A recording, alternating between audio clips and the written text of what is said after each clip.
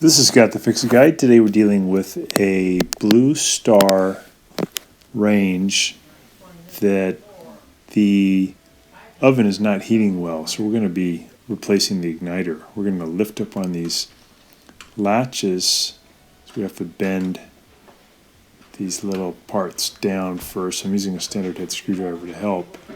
And now with them in the down position, I'll lift it up to about 45 degrees and the hinges will come out at the bottom. And then I'll just get the door out of the way. You don't have to take the door out, but it makes it a little bit easier to get to everything. These are really nice ranges, really ornate. Yeah, isn't that fun? I like how Pretty they tough. design them to come off We're pretty going to get quick. these racks Pretty out. clever. Just pull them straight out. I'll show you the trick later. And once they're out, there's a bottom panel that's really easy to take out. You're just going to lift it and slide it out. And underneath there is the Venturi tube or burner tube, and hooked to it is the glow igniter. So we're going to remove 2 Phillips head screws from the lower panel. This is to help us to get to the wires that we have to work on to put in the new igniter. So just 2 Phillips head screws. And you're going to grab the bottom panel and lift it up towards you. It'll come out. There we go. So now we have access to these wires. We're going to take these little wire caps off by twisting to the left, lefty-loosey. We're going to make sure that the braided wire is twisted tight. We're going to twist it toward our right, so that the conductor, the wire, is in good condition. And then we'll be able to hook up the new igniter. So those wires look good. So we're just using our Phillips head screwdriver to zip out the 2 screws that are holding in the old igniter.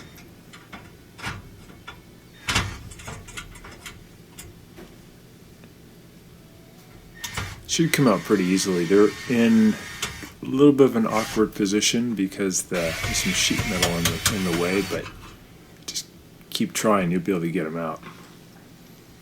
So now we've got that disconnected, we've got the wires disconnected, we can pull out the old igniter. And we're going to be replacing it with one of these just generic ones. They're pretty cheap, you can get them on Amazon.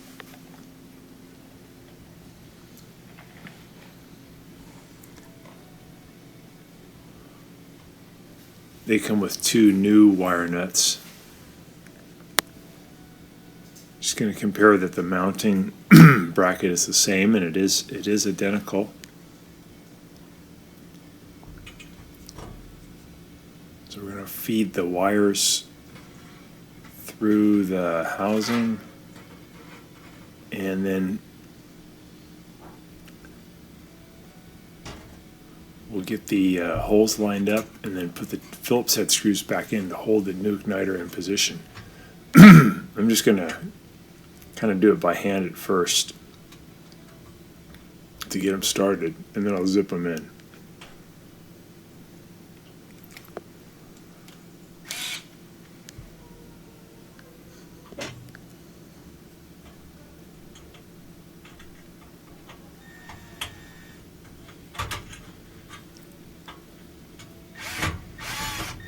There we go, got one.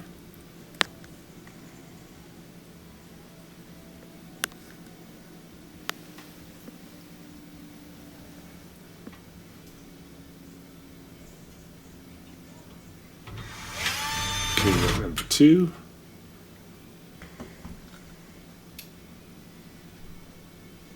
And now we're just going to connect these wires, put our porcelain caps on there, and you can hook these wires up either way. There's no polarity issue at all. So you have two wires coming from the oven that hook to the two wires on the igniter. One wire from the igniter to one wire from the oven. And again, either way it would be okay. It works no problem because it's alternating current. I just want to get those caps on there tight. Turning them to the right to tighten them. When we turn on the oven, just want to make sure that the circuit is good, everything works out okay. I'm going to tuck those wires back in.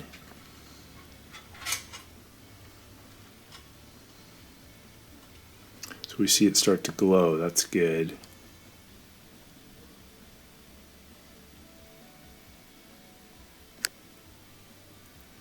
There we go, getting hotter.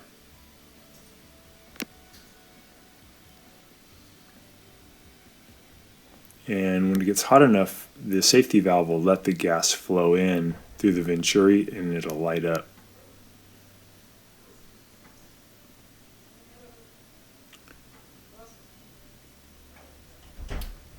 There we go, nice blue flame. Good, got it. So now we can let it cool down a little bit and we'll just put it all back together. Yeah, there's the new one.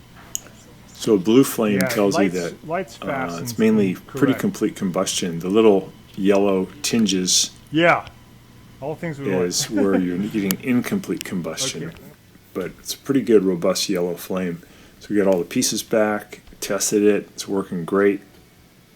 And thanks so much for watching. I hope this helped you.